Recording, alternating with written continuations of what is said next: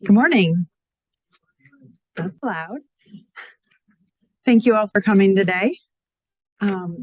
This is our design build series on kitchen and bath design and covering the finer points of those. We're really excited to have you all here today. I'm going to introduce everyone that's here. We've got Christopher Swint. He is an interior designer, past president of ASID, and graduate of Bowling Green University. He has been doing this for almost 5 years. Almost 5 years now, and fantastic. Amy Fisher is also interior designer, and Amy's been doing this a long time. Amy's been with us for several years, and prior to that, Amy ran her own interior design firm for more than 12 years. Next, we've got Andrea, and Andrea has just joined MainStreet this year as our interior design assistant, but she comes with a boatload of information. And she actually worked in the design center for several years prior to that with Virginia Tile. And we're super excited to have her on our team as well. So she'll be helping us out a little bit today. And I'm Christine Ramakers. I'm one of the owners of MainStreet Design Build, and just really grateful you're all here. If you guys wouldn't mind silencing your cell phones, that'd be awesome. So today we're going to talk about planning for your remodel. We're going to cover all the latest trends that are happening in the world of interior design, kitchens and baths today. How much you can expect a kitchen or bathroom remodel to cost. How long you think the project should take from very first idea on the top of your head to the finish. The benefits of the design build process, and how to select a reputable remodeling company. So today, this is interactive. If you have questions, just raise your hand. We don't have to wait till the end, but at the end, we'll answer more questions. Just feel free to shout out, hey, I have a question about that. We're happy to answer as we go. We do have a microphone that we can bring around, and just let us know. So with that, I am going to hand off to Christopher, and he is going to get us started. Thank you. Good morning, everyone. So I'm going to start with why your first question is going to be, why remodel my kitchen? I typically tell our clients, when you're thinking about remodeling, to really make a list of things that your wants, envision your space currently, and see what you're unhappy with. As you can see here, we have examples of previous jobs, the beginning photos of the client wasn't really happy with what their space looked like, their kitchen. They didn't have enough storage. It was very small, closed off. The lighting wasn't very good for cooking or spending time with the family doing homework. And the layout just didn't work with their daily needs. So back in the day, things have evolved, things have gotten bigger. So this layout just didn't work for the client. So really, when you're thinking of your current kitchen, just really think, am I happy with my layout? Can I store everything in the correct spaces? Do I have a leaky faucet? Is there a broken dishwasher? So that's a great way to start to think about if you should remodel your kitchen. So moving into thinking about a bathroom remodel, a lot of these things kind of align with the kitchen remodel. So when you're using your space every morning, really think about, is it working for you? Are you able to store things the way you want to store them?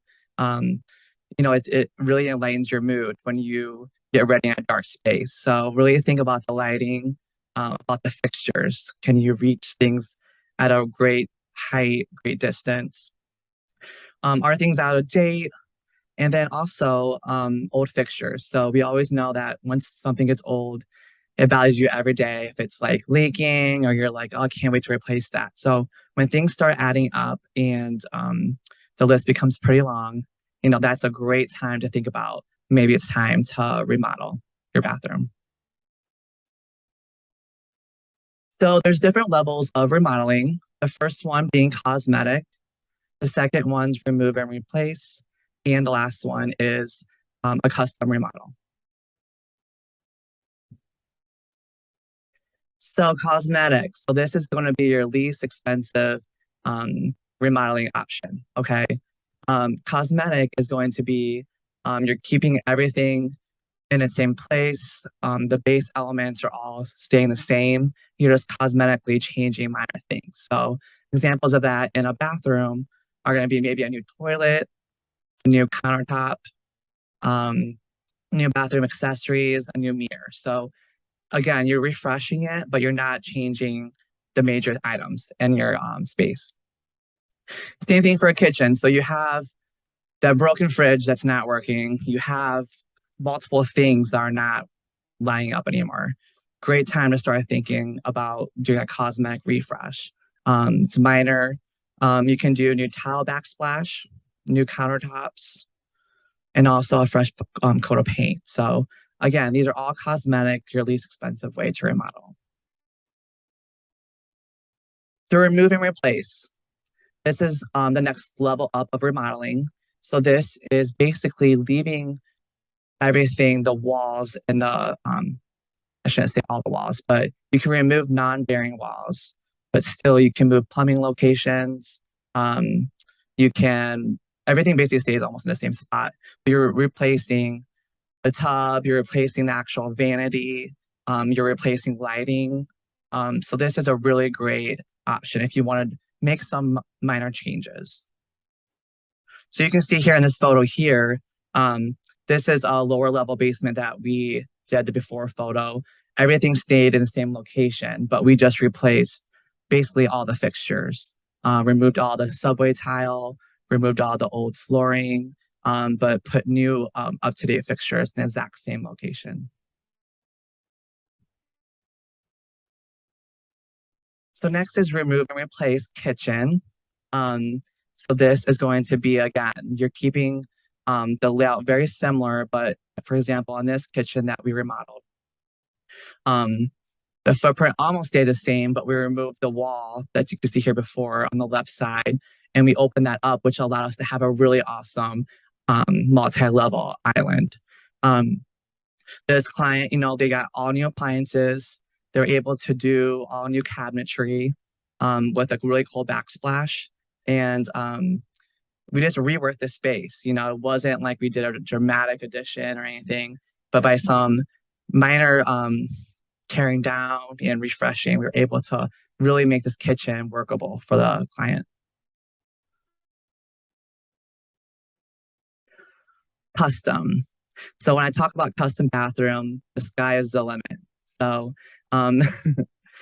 so basically, you can all the ones you want in your bathroom. We will work with you on the layout, what your dream bathroom is. Do you want your heated floors?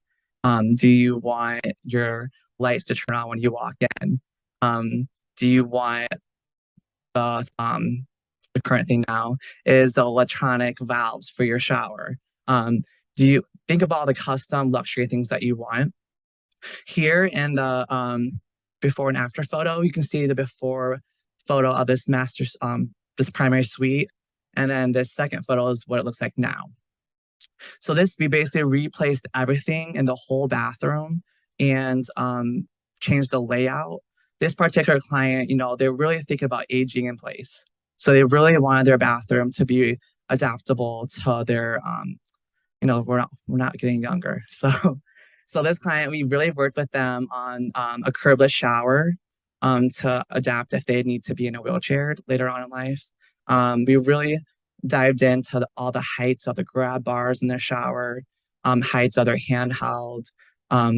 We even put a washer and dryer in there so they don't, if they don't want to walk on the other side of the house or they are not able to, they can really, really use that ensuite as a place for them to live if they need to. As you can see here, we use a couple additional luxury items. So backlit mirrors are really nice, give you the extra illumination when you're getting ready in the morning. The thicker countertops. This one has really good storage too. So again, a little bit more expensive when you're adding storage, but we all want more storage.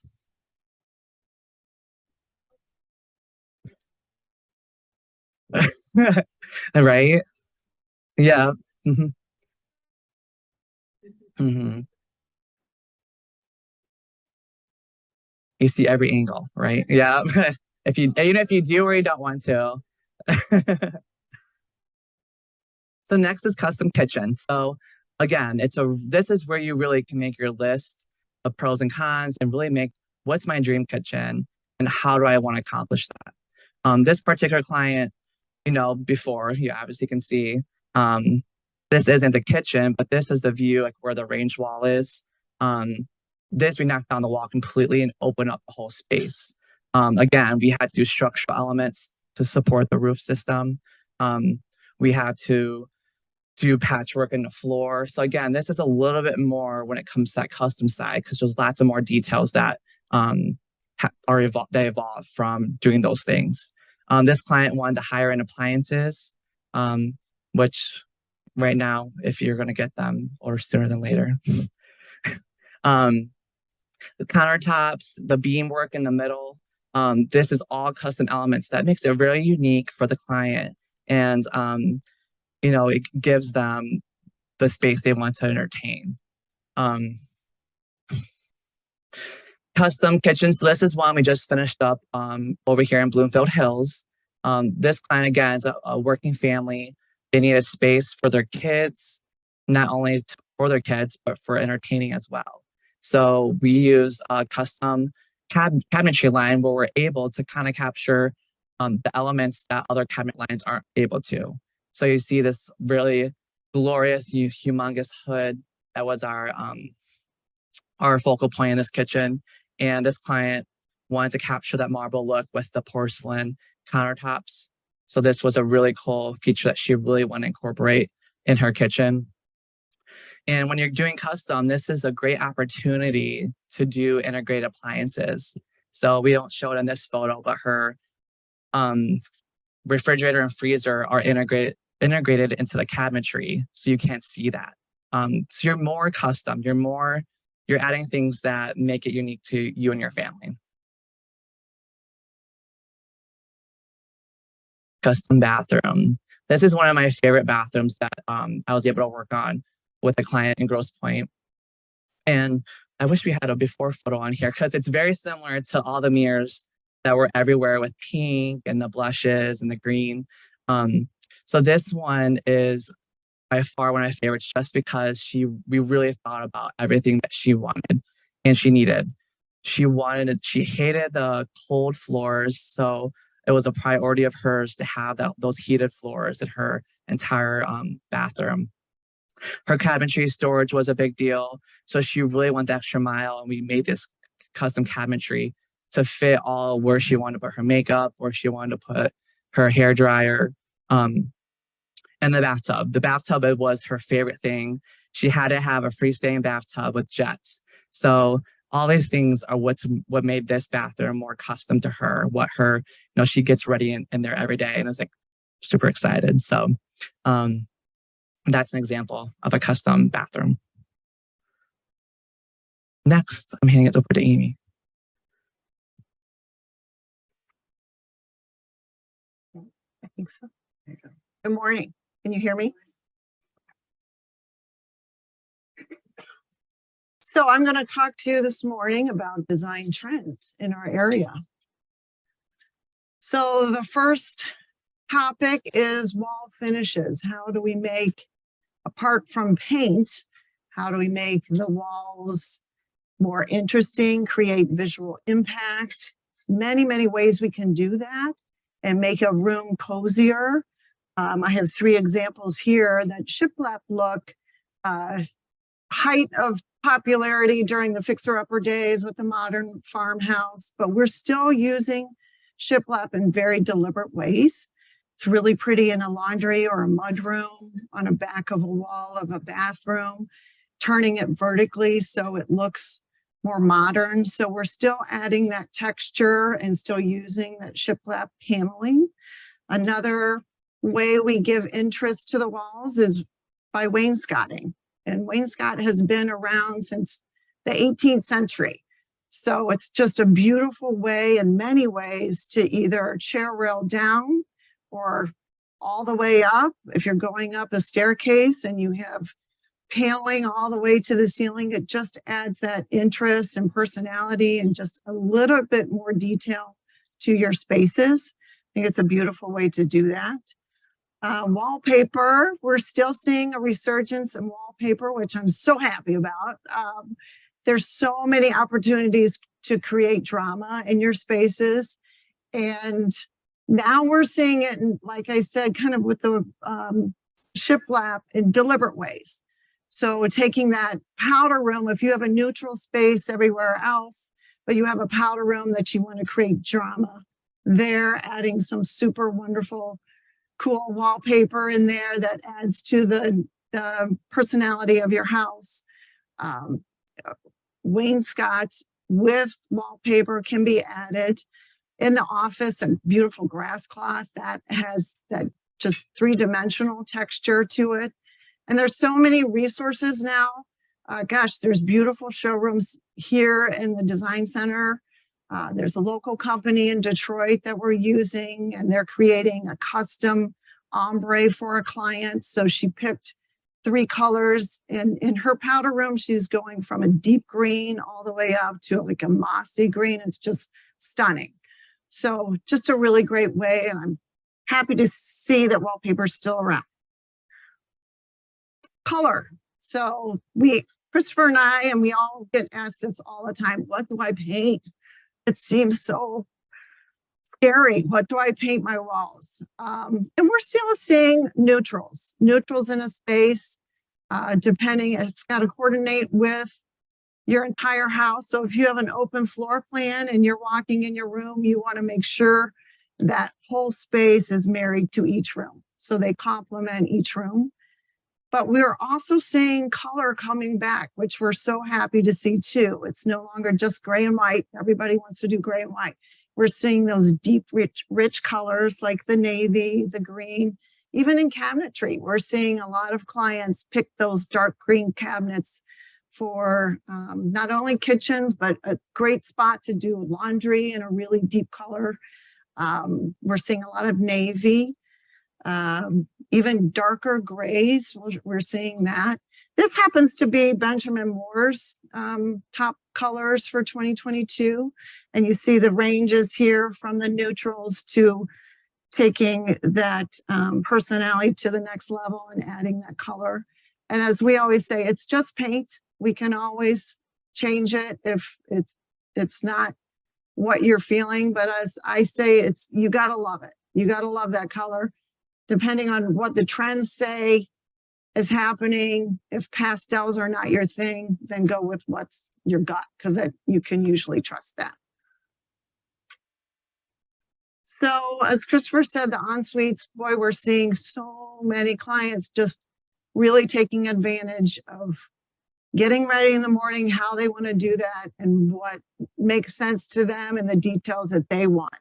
So we're seeing a lot of empty nesters taking adjacent rooms, closets, so forth, and then their kids come home and they're in the basement because they've taken their spaces and adding what they need to add: the storage, the double vanities, the heated floors, all those details to make it a beautiful space. And that ensuite, we're seeing a big trend with that.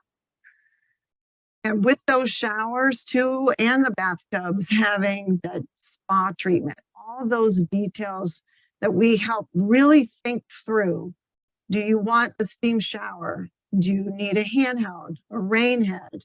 In this bathroom here, in this shower, you see this shower has that steam capability, and that glass goes all the way up. Beautiful bench. We have doing multiple niches now, a shaving niche if you need it lower, multiple rain heads and faucets.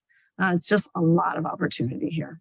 And bathtubs too, adding those jets and those really custom bathtubs that are just an architectural feature, like in the bathroom that Christopher showed you, just really stands out. Trends in tile. So here's another opportunity for tile and cabinetry and countertops to complement each other. So there's so many resources now and so many opportunities to create a beautiful space with tile. And these pictures on the left with that custom cut marble mosaic, if you notice here, the cabinetry is white, the countertop and the hood is very neutral and kind of calm.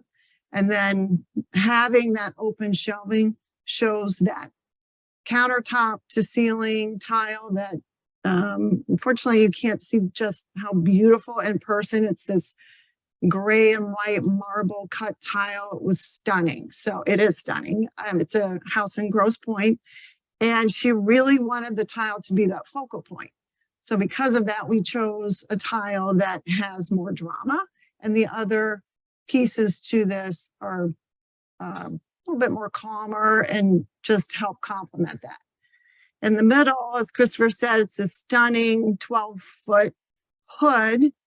So we took a tile that was a little bit more neutral, but still had texture to it. Still had that subway that looked like a handmade tile to complement that big oversized hood with that deep color. And then in that bathroom that Christopher showed, it's just that calm, neutral tile. We're using a lot of that in bathrooms too.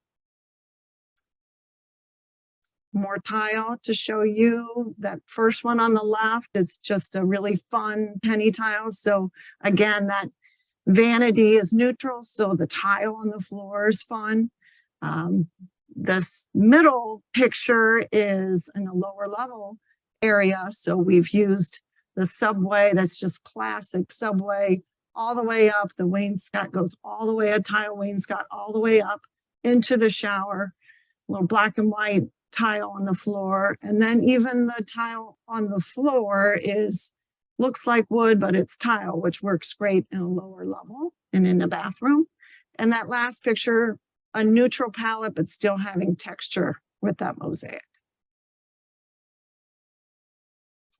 Christopher touched on how wonderful it is to have that radiant heat and then programming that. So before you even wake up, it's turned on. So we're seeing a lot of ensuite clients wanting that situation.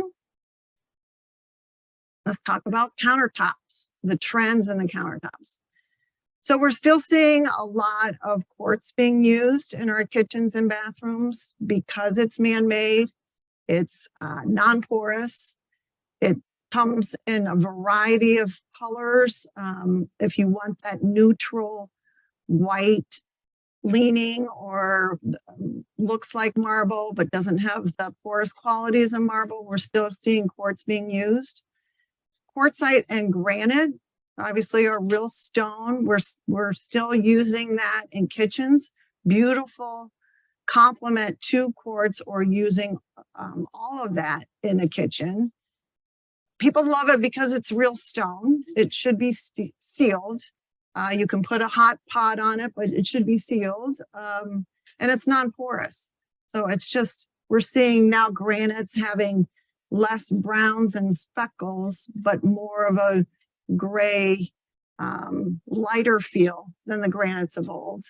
Quartzite comes from a different part of the earth. It derives from sandstone. So you're going to get more of that ethereal, linear look to quartzite, which is really pretty. And we're also using porcelain. So porcelain tile. So like in the bath or the kitchen with the big hood, we use that porcelain tile and then mitered that 3-inch edge on the island to create that drama there, but it's tile. So you can put that hot pot on that. Like Christopher said, she has 4 kids and she wanted something durable. So it was a great opportunity to give her that with that product. That's the kitchen in the lower left. So the island. Mm-hmm. Yeah. Yes. This is porcelain tile, and our fabricator mitered that edge. Since the tile was a porcelain tile, he mitered that edge to create that thickness. That's wonderful. It's the performance of porcelain, the issues with marble. Correct. Yes. And, you know, we in cabinetry, we have to adjust for this. So we have dishwashers in this island, but they're a lower height to accommodate for that, because you should have all your countertops, even though you want the thickness to remain the same height. So it looks just seamless, like you've, we've adjusted the heights of that. This picture shows a waterfall edge with the countertop material. So we have done that too in the more modern applications. So we still use marble because, you know, that's been around forever too. People who love marble love the look of it and are okay with it being porous. So you have to watch for the etching and the staining, but gosh, it's a beautiful, beautiful option as well. As Christopher touched on in this bathroom, just thinking ahead to what your needs may be, and when you're redoing your ensuite or your bathroom, to take advantage of, this is the time to think forward of if you need that curbless shower, if you need some handheld faucets and controls in a lower area. And even the cabinetry was a little bit lower and open on the bottom there to accommodate for that. Lighting is key, as we all know. I wanted the Barbara Walters soft lighting. I don't know if I got it, but it's very key in design as well. Just to have, here we have under cabinet lighting. We have this beautiful lighting in these shelves area, highlighting this decorative nature, but even the recessed lighting and the pendants and the sconces and whatever you add to your space, be mindful of where that's placed. You don't want to stand at your task, doing the task at the counter, and the lights behind you are on top of your head. It should help you be as functional as you can in your kitchen or your space. So we really think about where to place those recessed lights. And there's so many options too of what those recessed lights look like now. And then kitchens don't just have to be gorgeous. They've got to function, as you know. So really being mindful of all of those spaces, how they work for you in your daily life. If you have a smaller cabinet here that could pull out fully and add that whole space top to bottom for storage, the appliance garages. Here's a corner cabinet that actually pulls out, that you can fully use that space. And then, gosh, even all the inserts in the drawers, how you want that to work for you. So we spend a lot of time on how kitchen and bath function. So even in bathrooms, we're doing plugs inside the drawers. So your electric toothbrush, your hair dryer, your razor is tucked in there, plugged in. And so your countertop is empty. Looks very nice. Thinking of those things, that how that functions for you. And let's talk about actual cabinet colors that we're seeing trends. We still see a lot of white kitchens. I think it's a timeless look. And I think, you know, you're going to love it 25 years from now. What we're seeing is adding a bit of color to the white kitchens. So whether this is on the island or on the lower perimeter, or maybe it's in a pantry area, we're adding that bit of color to complement the white. And this could be deep tones, like we've added navy, we've added just a rich stained walnut, perhaps on the island with the white. In this situation, in this kitchen, it's a bit washed out, but it's this really pretty blue-gray color. So she wanted more color in her space, but didn't want to be so contrast. So it's just adding that other color and adding that interest, but you can still be subtle with it as well. Here, actually, you can see what a dramatic color contrast with these two pictures here, with the black and the white, and this one's actually stained darker. But also in the plumbing, we're still seeing single bowls, whether that's the apron front with the enamel or under mount single bowls in the stainless or the enamel sinks with the pull-out faucets. We're still doing that in every kitchen. Walk-in pantries are another way. If you can grab adjacent space to help the kitchen function better for you, we're doing a lot of walk-in pantries that you can add in sinks or coffee bar, however you want it to work for you.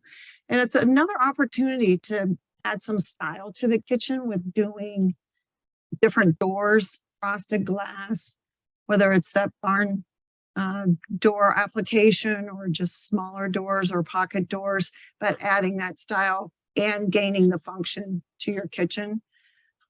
We love doing that too. Now, Christine has the great opportunity talking about the money. Am I on? So now you've seen everything you want in a kitchen, thought about how you want to put it together, and now you have to think about how to pay for it. Wah, wah. So we're going to talk about how much does remodeling cost. This is an old slide. I tried my best to find something newer because I don't think there are any Mustangs for $20,000 anymore. But this just gives you a really good comparison of why, when somebody asks, well, how much is my kitchen going to cost?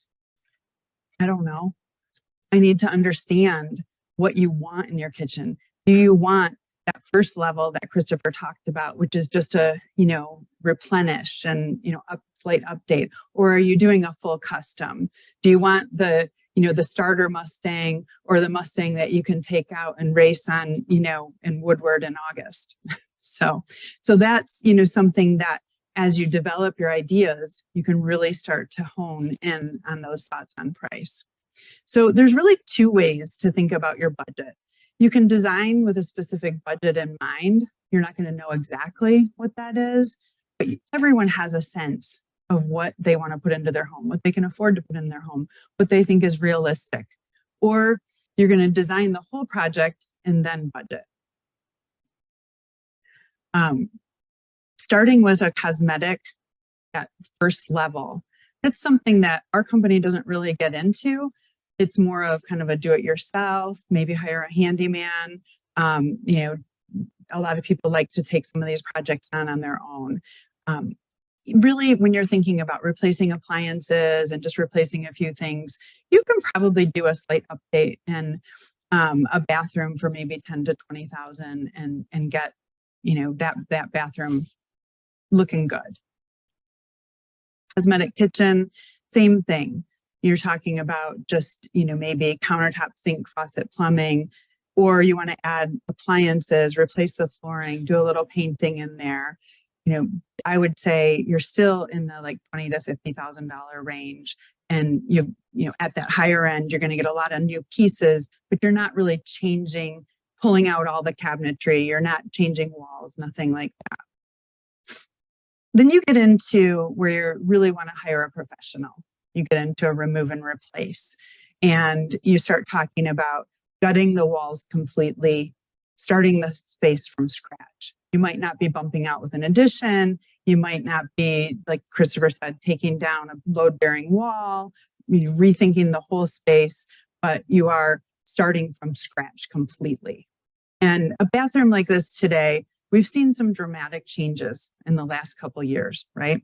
Everybody knows what's happened during COVID and how the world has kind of changed in the last few years. We're seeing bathrooms starting in the $40,000 range today for a complete gut and redo, heading up into the $75,000 range for a much bigger space.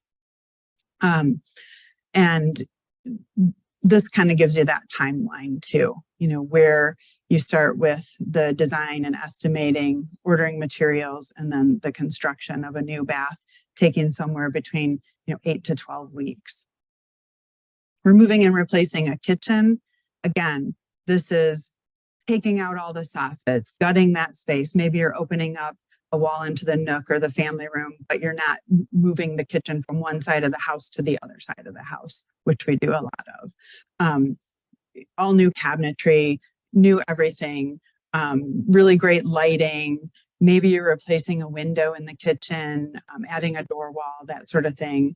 And we're seeing kitchens in that range, probably in the 90 to low 100s, maybe getting up a little higher depending on the appliances you pick.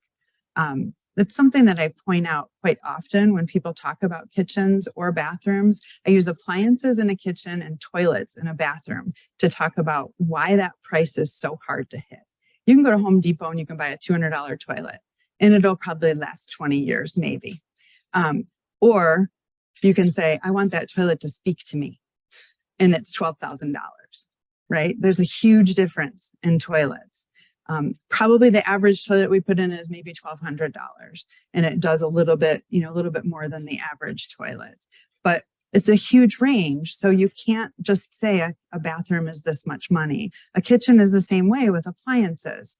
You can go and you can do really nice GE appliance package for $10,000 to $12,000, or you can do a Thermador appliance package, getting yourself up into a little bit nicer, higher end, maybe a little more commercial quality for around $20,000 to $22,000. Then you go all out, Sub-Zero wool for European appliances, and you can spend $50,000 to $100,000 on appliances alone. So that's where that budget is really hard to nail down. And those are some of those things you really want to think about as you start, really putting your list together of what you want to do. When we get into custom, they've pointed out this, we've used this bathroom as an example because it's a big one and it shows a lot of different aspects of an ensuite primary bath. This is not only just gutting that space, but we tore out about 10 different walls in this space to completely rearrange it. We moved everything on top of itself and started from scratch. So redesigning the whole layout, demolishing everything, adding a fully custom space that gives you everything you're looking for. And in a bathroom like that, you're really going to be starting, at like the $75,000 range and going up. And, shockingly enough, we do bathrooms that, top over 200,000. So there's a big range there. And again, that depends on everything you want in that bathroom. Do you have to have the steam, but you can live without the heat? Those are areas where you can push and pull that budget around and help you, get to where you want to be. This is going to take a little bit longer because there's a lot more involved. So the design takes a little bit longer because it's a back and forth. It's a collaborative process, right? And then getting into all of the planning and the construction documents that go into place for that. And then of course the build out is a little bit longer as well. Kitchens, we're kind of talking about the same thing, really just redesigning that whole space and getting everything you want. So, high-end appliances, totally custom cabinetry. So when I talk about custom cabinetry, a good example would be, this is that two-tone kitchen again, but it's all the accent pieces are walnut and everything is a book matched walnut in this kitchen. So you can get a walnut cabinet that's reasonably priced and looks fantastic. And then you can go all the way to what we call book matching it. And what that means is they're laying out that whole kitchen as they're making it so that the linear quality just matches all the way through. Okay. Getting into like a quartz countertop in a kitchen is going to be a really great product and it can make it look fabulous. Or you can get into those porcelain tops that Amy pointed out in the kitchen with the big black hood. And that product is in the same price point as quartz, but what really throws that off is the fabricating of it. So the fabrication of quartz versus porcelain is a completely different realm. The fabrication of quartz is something that's going to take a lot longer. You need a really, really, really qualified fabricator to be able to do that, and they're going to charge accordingly. So those are some things to think about too. Then we get into additions, right? You want your kitchen, but you want it bigger, and you want room for that big walk-in pantry, and you want room for 2 islands and, you know, a big eating area in the kitchen. And so those are the kind of things that the planning process becomes a little bit longer. And you really want to make sure that you're working with a team that understands everything you're looking for there. Now, where do I begin? Gathering ideas, everything Christopher talked about. We still feel that House is probably the leading platform in gathering ideas for your remodeling project. It's the olden days of, I'm so old, when I started this, people used to bring me binders, right? And they'd tear out all the stuff from magazine articles. I haven't seen that in a long time. Now everybody goes on, you know, Pinterest, House, different platforms, and you can make idea books and start that whole process. But really think, when you're putting together an idea book on a kitchen, why did I choose that picture? Was it only the light fixture? Make note of that, because you're so busy. We're all so busy today, right? And you've got all these things streaming at you. You're going to go back and you're, what did I like about this kitchen? I can't even remember. So just make a note, and it's super easy to do on all those different apps. Okay. Considering your options on how to do this. In those more basic projects, maybe you're going to do it yourself. Maybe you're going to go to Home Depot or Lowe's, hire a general contractor. A lot of people turn to an architect for bigger projects. And then there's the design build process, which I'm going to expand a little bit upon as we get a little further. Do it yourself. We found some really ugly pictures. You know, we tend to, when we were all in our 20s and we could tear things apart ourselves and get into it, that was fun. But it gets a lot less fun as you get a little older and the projects get bigger. There's all the big box stores that can help you with some of those more basic projects. And then a general contractor. So again, I would say when you're talking about that more basic project, a general contractor or handyman can be very helpful in these. But when you're thinking about a bigger project and you want to make sure that you have a warranty on that and somebody that's going to be there in the long run, you want to be really careful that you're talking to a company that you can look back and you can look at their references for a long time and make sure, how do they handle warranty claims? How do they take care of a project long term? An architect. There's a lot of really fabulous architects out there, and we've worked with a ton of them. Working with an architect, you can get all your planning done, but then what do you do once you're done with that? You have to go to a whole separate entity to find somebody to build it for you now. And what people often will do is they'll work with an architect and then send their project out to bid. And you know, sometimes that works out really great, and sometimes you've got finger pointing of, you know, well, the architect drew it this way, and the architect says, well, the interpretation of that was I wanted it to look like this, right? The other challenge sometimes with this can be that it's really, you're talking to a panel of designers. We love to draw, we love to design, we love putting in the best of the best. We all want the best of the best, but not every project has that. But it's really critical that you understand when you're working with that budget, what does that look like, and where can I get into that budget so that I can still give a really great project, but I haven't just over designed it. So that's something you really want to think about. Design build. So our company and a lot of other companies out there follow the design build philosophy. And what that means for us is that we have an architectural department, an interior design department, and a production department all under one roof. So there's no finger pointing, and it's 100% collaboration. We start talking to clients about what their dream concept is, and then we also immediately talk about what does that look like to you financially, so we can work with that and guide as we go. So in design build, there's 3 different phases. We get into a project with a client and we start talking about design. And we talk about everything that's existing on the home. So we document all the existing conditions. We work collaboratively with our clients to create a realistic budget and then turning those conceptual drawings into reality.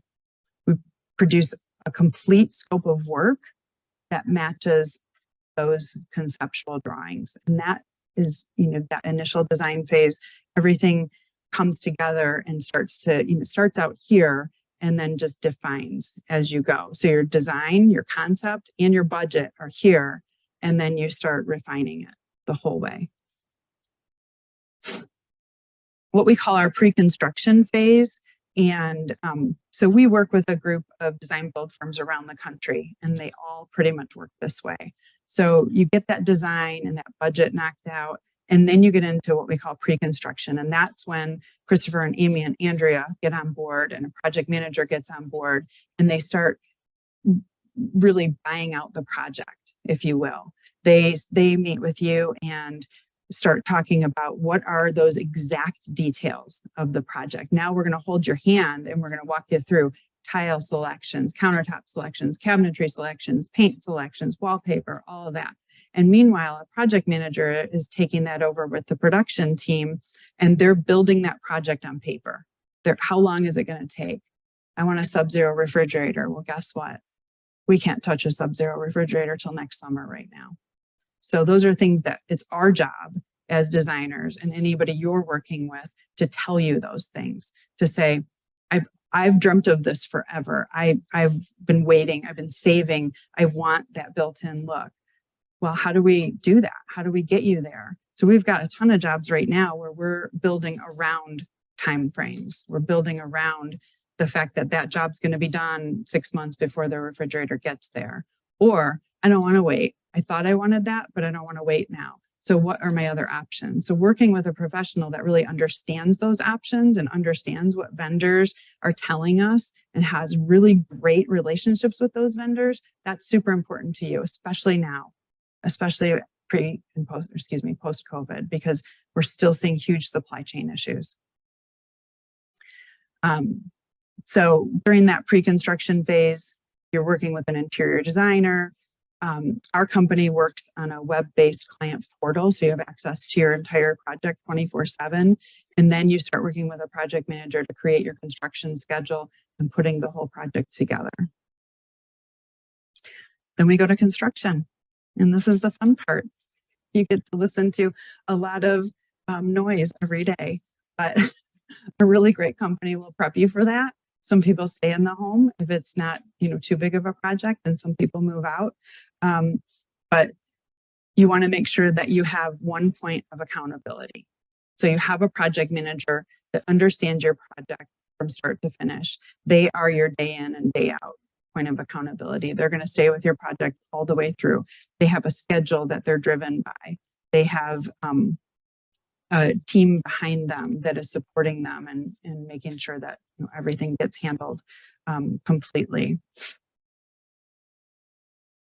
So going back to what we call design bid build model versus the design build model, we just kind of timelined it out for you. So in that first, how a design build firm works is you do your planning, your budgeting, and all of your drawing up front, but you've budgeted everything in. So you understand what that cost is, and we understand what materials are going into that, everything that needs to be ready for construction. So the idea is that early on, your cost is established and your timeline is established. So the idea is that you're saving time, headache, and just kind of overall frustration with a project, and you get to that finish line a little bit quicker. Going outside of that, you're doing all your planning on the front end, but you have no idea what it's going to cost until you then take it out to bid to a general contractor. And yep, absolutely. That's in that brochure too. Yep. In the design build brochure.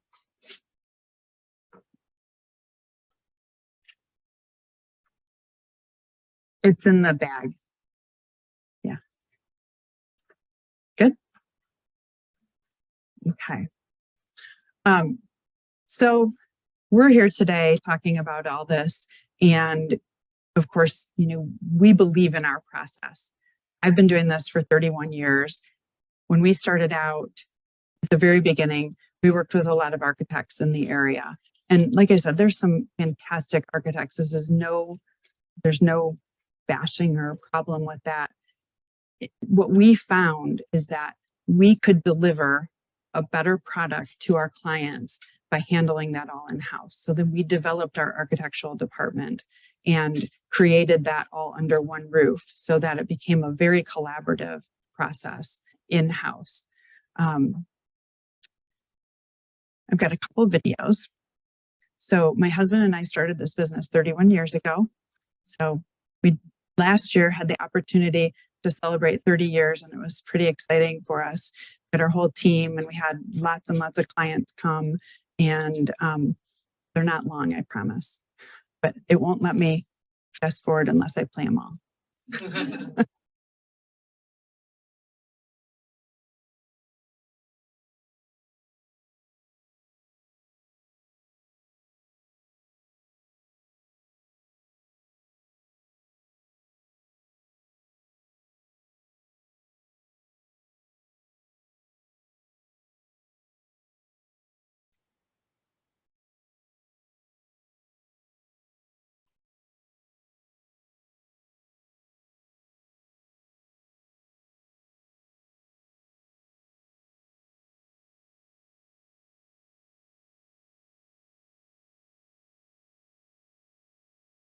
So this next one is one of my favorite kitchens we've done. It's a young couple, and Pat is a professional chef.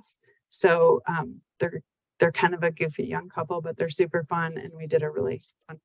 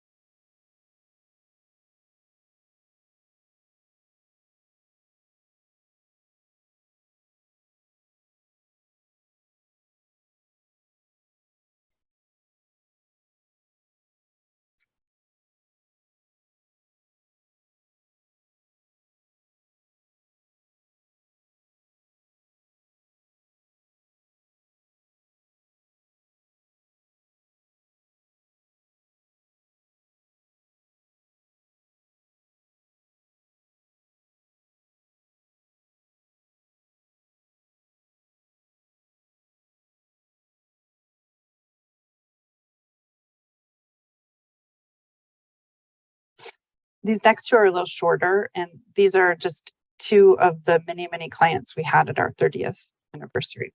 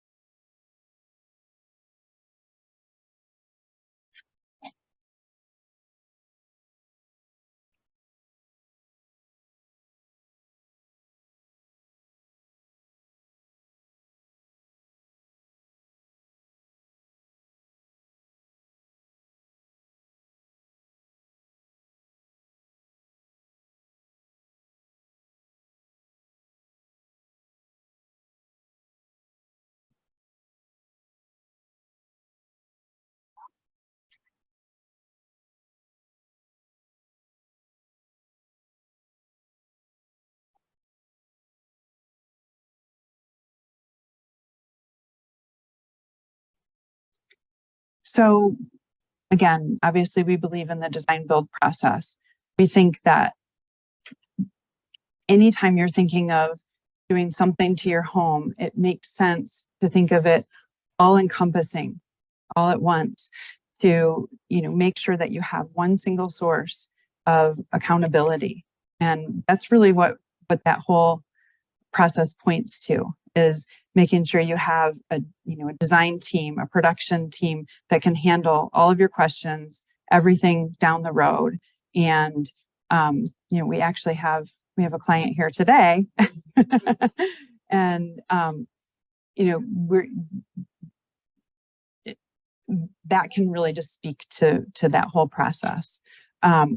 So I guess in, you know, summing it up, the design build takes and it combines all the aspects of planning and design, the permitting process, the product selections, the construction project management, and then the warranty. And that's really something you want to think about as well as you look down the road. And, you know, who do you call when you need something? Your faucet starts to have a small leak, or a refrigerator makes a funny noise or something down the road. Our company, we have pretty much all 5-star reviews on Houzz and build quality and Google reviews. That's something, as you're looking at a company, whether it's MainStreet or anybody else, you really want to check all those things.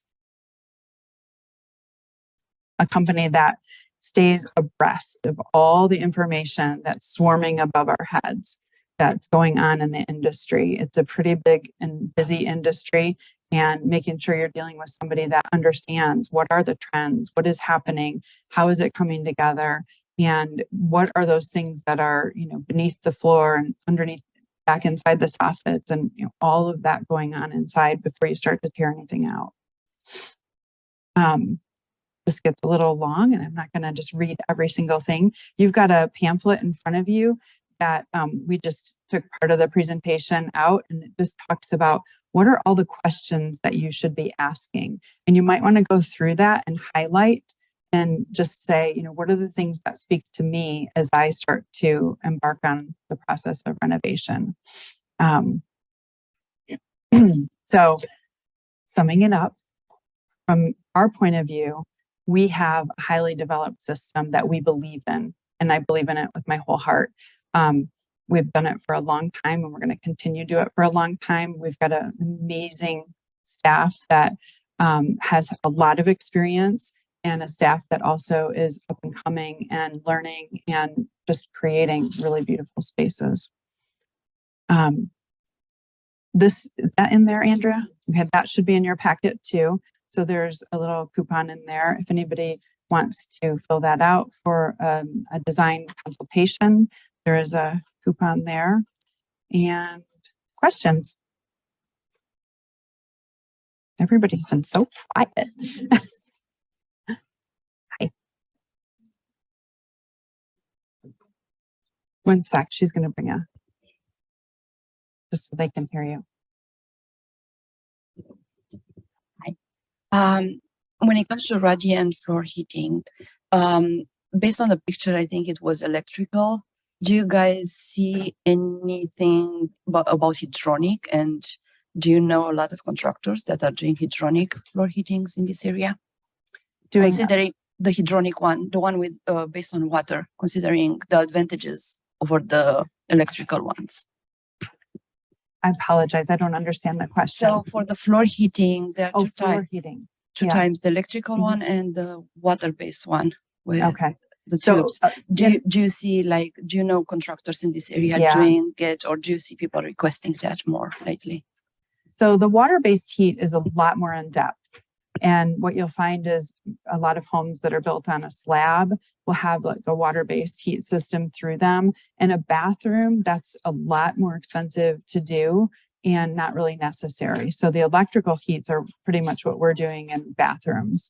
And then they have a programmable feature. So you can turn it on and you can set it up to come on and off whenever you want. The water-based heat is if you can think about, heating up a cast iron pot, it's kind of like that. It's like, it takes a long time to heat up, and so it's one of those things that's typically on most of the time and not turned off as common. Does that answer your question? Yeah, and I was wondering, there are contractors in here that are doing water-based? I don't know the answer to that. I'm sorry. Yeah. Does anybody else have any questions? When it comes to cabinetry in your kitchen and such, where are you going to get your biggest bang for your buck? Is it more important to have a really, really, really high-end cabinetry? I'm looking for a good quality, but not necessarily a European. Yeah. So it's really important to have a good quality cabinet. But when you get into a semi-custom cabinet all the way up to custom, you're going to find that just like cars, they're going to all follow each other, right? They're going to follow the trends. So as long as you aren't looking for something like that 12-foot hood, then a semi-custom cabinet is going to fit your needs really well and going to be in a pretty good range of pricing. Most of them are going to do custom colors. Most of them, they all have soft close guides. They all have, very small incremental builds on them. Most of them will have a variety of accessories that you can utilize in the kitchen. And then there's even if they don't, there's companies out there that are just accessory companies that can then come and accessorize your cabinetry. So, I mean, if you're trying to do a kitchen, but you don't want to just go crazy on the cabinetry, not looking for, like that one was a rift cut black painted custom black color, so it had to be a custom company, and your difference in pricing is pretty dramatic there. So yeah.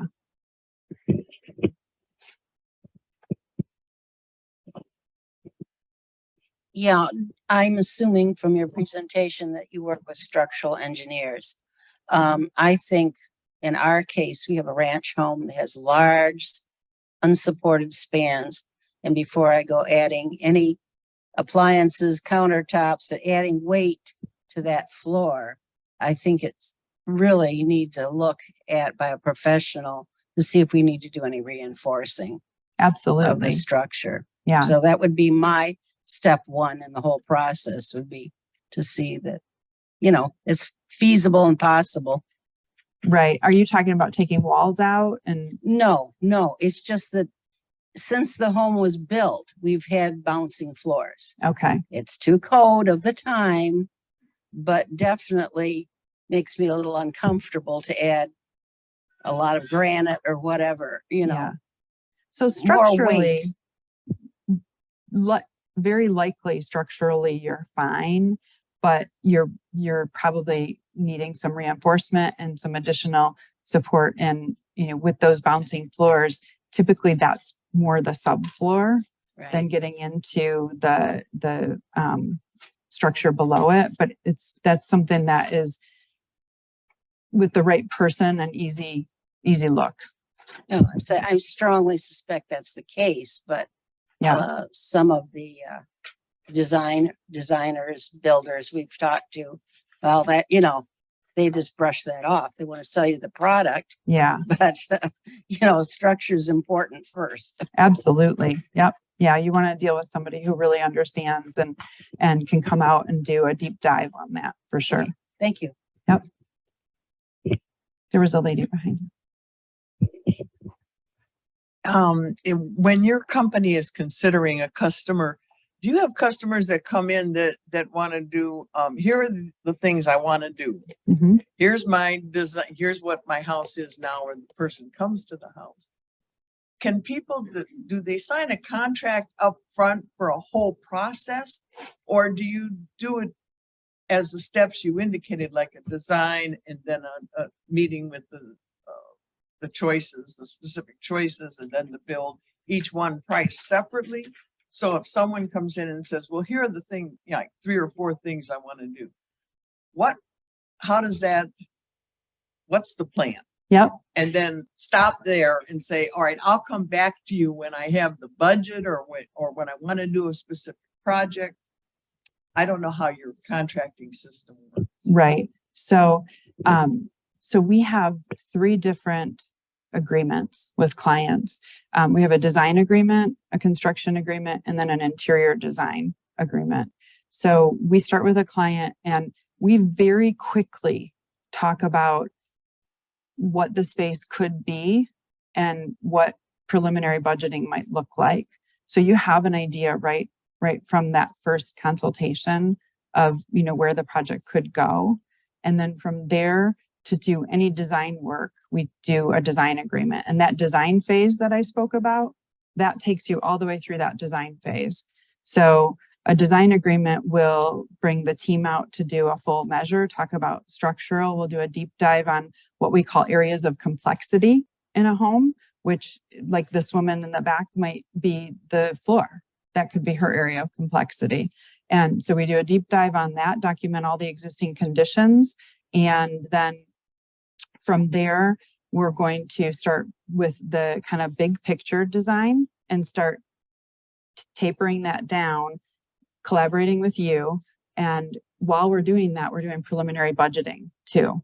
So during that design process, you're going to get fully vetted conceptual drawings, floor plans, elevations, perspective drawings, and a budget. And then at the end of that, you have a very detailed plan and a fully documented scope of work. So you understand everything that's happening there, and you have a fixed price at the end of that. That turns into a construction agreement. Then from there, we go into pre-planning and construction. And that construction agreement then takes you all the way through pre-construction to the very end of your project. And does that first step involve a licensed architect? So we have 3 architects on staff, and our lead architect is in the process of doing all of his 8 million tests right now. And then we have a licensed architect that we keep on retainer that we've worked with for about 25 years. And the same thing with a structural engineer. We have a structural engineer that is not on staff, but he is on retainer with us, and we've worked with him for, gosh, long as I can remember. What is the price range of that fee? So our minimum design fee is $3,500, and depending on the size and scope of the project, it varies, you know, once we see the project. Because you're offering a $250 in-home consultation, but that doesn't provide the person the architectural drawings. No, that's $250 off of that design fee. Okay. Yep. Yeah. Does that answer your question? Good.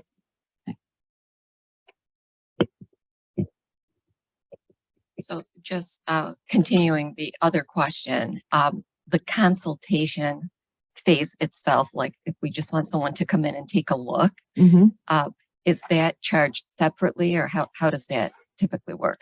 The initial consultation, so we do a couple things. We do an initial meeting on Zoom to just talk about the project with a client and kind of walk through all the steps that I just walked through with everybody here.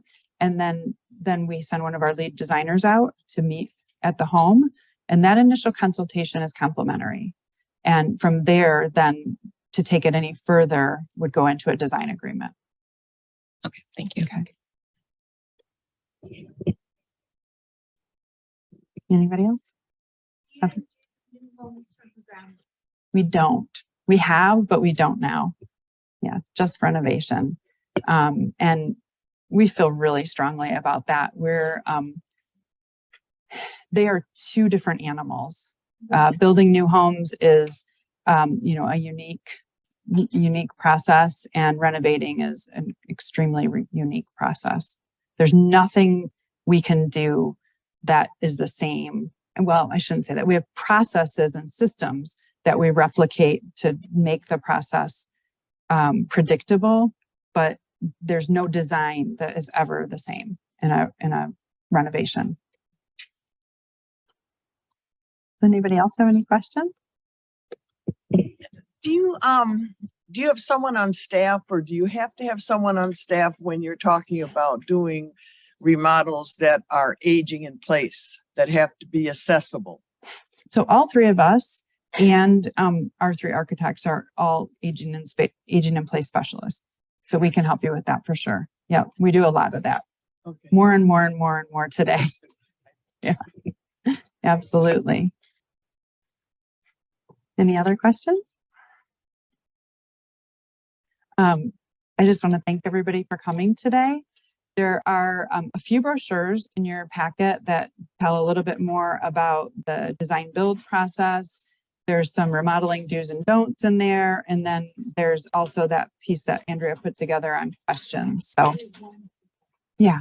So, like you're working with the designers, are you also looking at furniture and fabric? Yep. jewelry? So you can build that into your design plan and the budget? Absolutely. Yep. Yeah. And that's where Christopher and Amy shine. Absolutely. I mean, they've done the other process as well, but yeah, for sure. Yep. Yes. You know, today's homes are open, plan. And she do something to the kitchen, whatever. It's gonna hit me for the work on the design. We call that the while you're at it. While you're at it. And one thing that we try to talk about with clients is while you're at it, just remember that how that affects your schedule and timing and everything. Because, you know, while a kitchen might have taken 12 weeks, if now while we're doing it, we're going to redo the stairwell and we're going to redo, you know, those things, you know, we try to jump to those as quickly as we can. But those are things that usually are, you know, you try to refocus the scope. That's Christopher and Amy every single day. You know, they're in the weeds with clients and you know, I think Christopher's probably got the biggest one of his life right now. That's just it's evolving to the entire house. So, you know, those things happen for sure. But the other thing I want to say is speaking to your question in the back left, as you're planning and you're talking about like all those projects you want to put together, we phase projects all the time. The last seminar we did here, I had one of my clients here and it was really awesome. She was our very first edition we ever did 30 years ago. And we've done 6 projects on their home. And now we're doing her daughter's home, which tells you how old I am. But you know, so we phase projects all the time. We'll talk about like, I want to do, you know, I've got all this stuff I want to do to my home, but obviously not everybody just has some big pot of money sitting over here, you know, just, oh yeah, I've got this giant pot, have it, you know, that doesn't happen very often. So we'll talk about what are the most important things. And maybe there's something you can save a little bit of money by putting them together, but typically projects are unique to themselves. So you can design them all at once and then pick them off as you go. We tend to say, design what you're going to do and we'll help you look at the other things down the road. So, Speak loud. Just some people sometimes. Just the timeline for a bathroom totally re-gutted and all new stuff. About how long would that take? From the concept all the way through, or the tear out? The tear out to rebuild. Okay. So it depends on the size of the bathroom and exactly what's happening. Is it like a hall bathroom?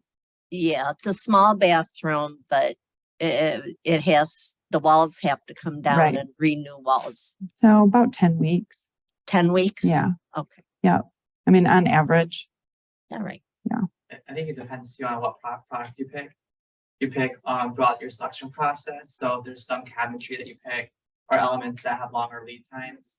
We're noticing bathtubs were really bad, but now they're getting better. If you want that really cool toilet, you know, No, really depends basic on- bathroom. Yeah, it really depends on what you pick because that really dictates to how long it takes because you want to make sure you have all your pieces lined up. You know. Well, yeah.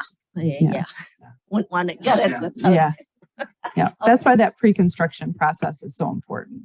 Because during that pre-construction process, we are going to understand the timeline for everything. So we know how we get a weekly update from both of our cabinet companies. Christopher and Amy are talking to our vendors once a week at this point. I'm just looking at, you know, the house being torn up and people coming in and out. Yeah. Mhm. Right. For that. Yeah.